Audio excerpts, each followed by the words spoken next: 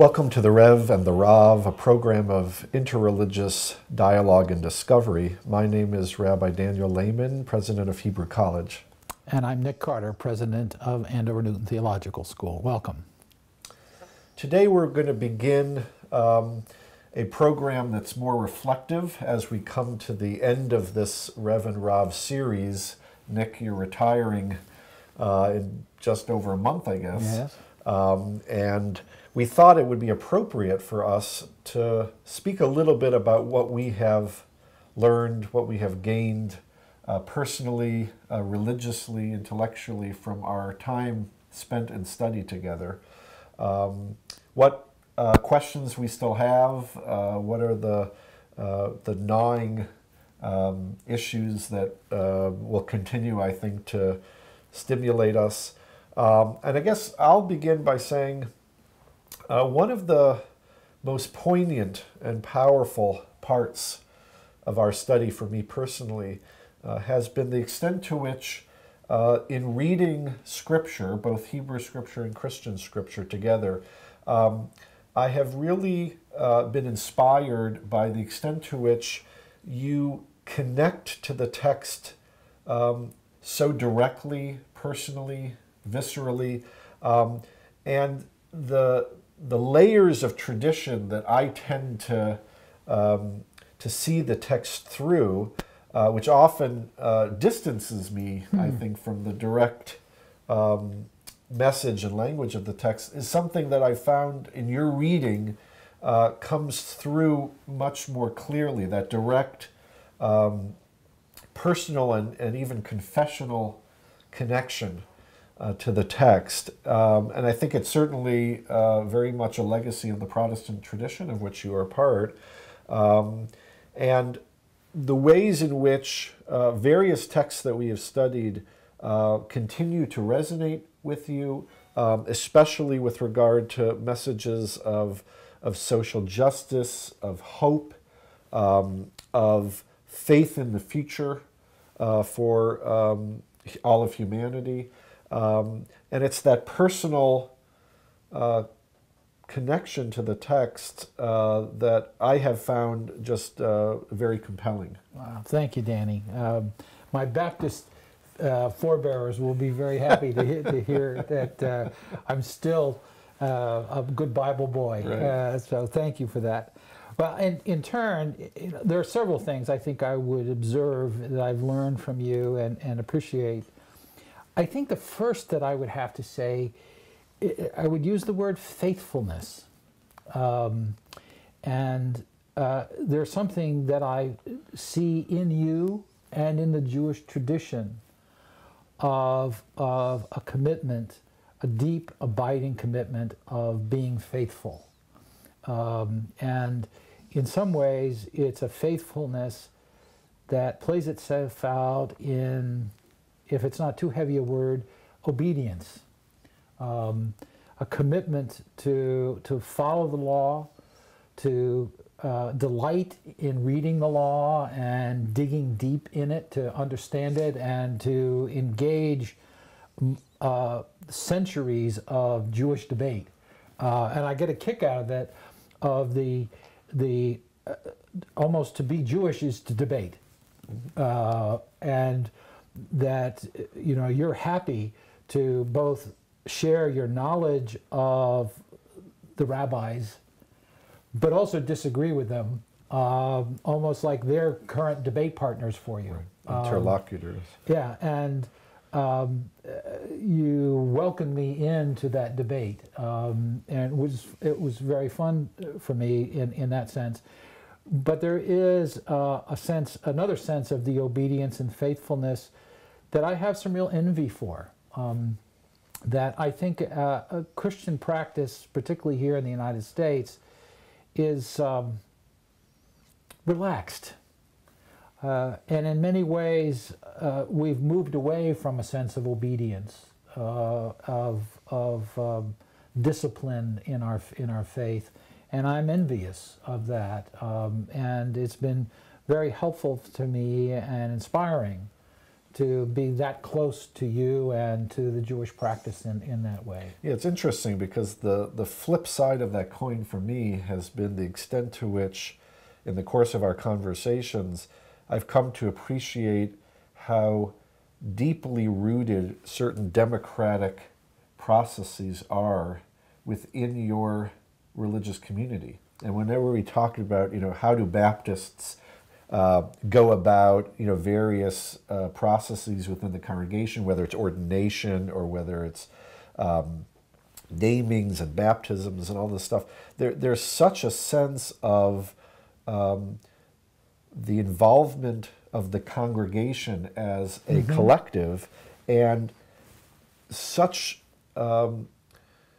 consistency with American notions of democratic process. And in so many ways, the Jewish community, at least in the more traditional community that I'm most familiar with, that whole democratic side of what it means to be part of a religious community is not nearly as developed. And I begin to see through you how much American democracy has both been influenced by the religious tradition of the congregation and the religious community, and how much the religious community has absorbed those democratic values and processes.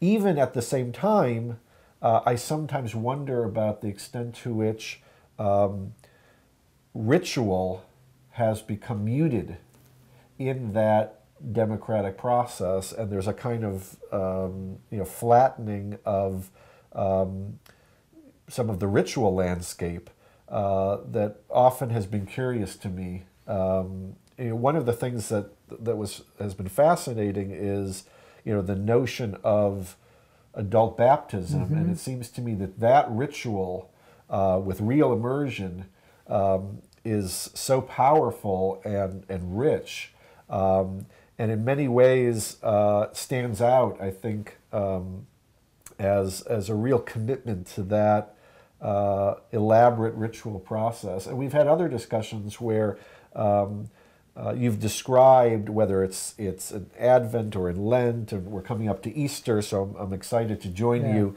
at an Easter service.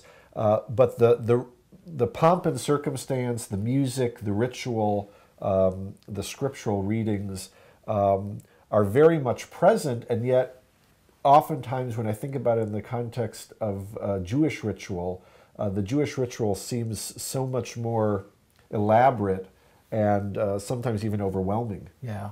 Well, of course we do struggle with the Americanization of our Christianity and the Christianizing of America. There's a mixed blessing there for sure. One of the other things, Danny, that important that I've learned in the midst of this is I've really had an opportunity to deepen my understanding of, and these are my words, of separateness and a Jewish identity, of being apart. It triggers with me when you talk about Protestant Christians in American society, particularly here in New England with a congregational tradition and things. But there's something very different, as much as the Jewish community is very much a part of America, but still the tradition is one of the marks of separateness. Yeah, it's interesting though. I've come to appreciate more and more through our study the extent to which Christians, and you as a Christian, also identify with the notion of chosenness, with the notion of suffering as a result of faith in Jesus, and how the Jewish notion that we're the suffering servant, and that the chosenness places upon us this burden of responsibility that often ends up in historical tragedy, that is not something that we alone have as a part of our religious tradition. And one of the things that has been difficult for me to understand, frankly, is the I didn't think you were going to buy it all. Well, this is, in some ways, this is more kind of a question of religious anthropology. The disconnection to both sacred land, sacred space. I mean, we've mentioned in our learning time and time again that it's not the particular space, it's the coming together of the congregation, Yes. it's the people that make the sense of holiness, and the downplaying of the relationship between the sacred and the physical, the ways which the sacred can enter into the physical realm, is something that has puzzled me. Just given the fact that human beings are so tied to the physical, and the fact that Christianity sees that relationship so powerfully embodied in Jesus' incarnation. Yeah, incarnation is a fundamental principle. Well, it is something that I think we're militantly confused about. That there are some places, sacred spaces, certainly in the spectrum of Christian tradition. For some, it's very real and very alive. But for others, it's almost a rejection of it. Right. Certainly within the Reformed tradition, that it's not the space. And it's almost idolatry to put too much into the space. And you can see that debate within Christianity, a pretty lively one, each trying to find something. But there is a yearning, I think, on both sides for the other side that plays itself out. And I think, for me, the embodiment thing, like, for instance, one of the puzzles that I still need to wrestle with more is the embodiment of Judaism within the state of Israel. And I'm not completely sold. I have to continue to wrestle with it. And the sense of identification with a political state, with a concrete state. Given Christianity's relationship to America, it's a very interesting question. But for me, I still need to study more. I need to go to Israel again. I mean, part of it, I think, for us as Jews living in America is the realization that Christianity has, both historically and in contemporary times, such a natural relationship, actually, with states and political entities, even as there's discomfort over that. I mean, there's no doubt that the United States of America, in many ways, is a Christian country, in terms of who becomes its leaders and even just the vernacular. And certainly in many other places of the world, that relationship between Christianity and the collective structure of the political state is a seamless one. I think for the Jews, the notion that somehow that part of human experience which expresses itself in political structures and in a sense of national sovereignty, that also needs to be connected to one's religious experience and religious yearning. And so Israel for us is the only opportunity for religious values to enter into that political realm. In Christianity, there's so many examples of it, both today and in history, and we have this one opportunity. Yeah, well, and I think too, part of what I talk to myself about is I find myself saying, well, Nick, okay, for whatever questions you have, give Israel a chance. It's a young country, and 60 or 70 years into American history, we were still pretty solidly Christian in what we did. There's not a lot of room there. So I want to allow that. I think the other thing, a totally different subject, that this is not a critique of Judaism. For me, it's a topic for which I need to do more study, and that is the glimpses that I've had, but with the incomplete discussions we've had about where the Jewish narrative goes, and the place of hope, where Jews find hope. What's the end game for Jews? So that's interesting, because for me, one of the things I struggle with in thinking about Christianity and in our conversations is on the one hand the sense that there is a certain completion to history, both in Jesus' life, death, and resurrection, but also just in the way I think Christians see themselves living in, at the same time, a fulfilled and unfulfilled historical reality. Both, right. Right, and you've talked about the taste of the complete redemption, and that we're still living with that hope. And I think for Jews, that sense of completion and redemption and the end game, is always something elusive. And so part of what I struggle with is living with the sense that, no, we actually have had a real foretaste of that. And what does it mean to live with that sense that there is an experience of completion? Yeah. Well, Danny, I want to personally thank you. This has been one of the most meaningful relationships that I've had in my life. It just means the world to me.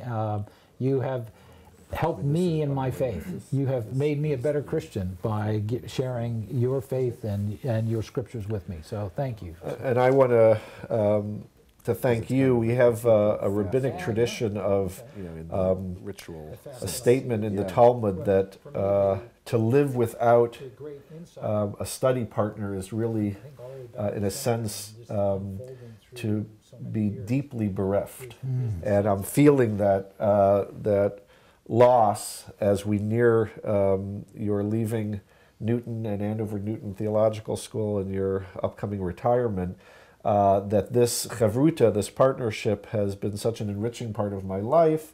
I hope we'll be able to find ways to continue it, and with technology today it's not so difficult. But there's been something very, very deep and special about our study together and our sharing our religious lives together. And I know that will be a source of inspiration for me for the rest of my life. So thank you very much.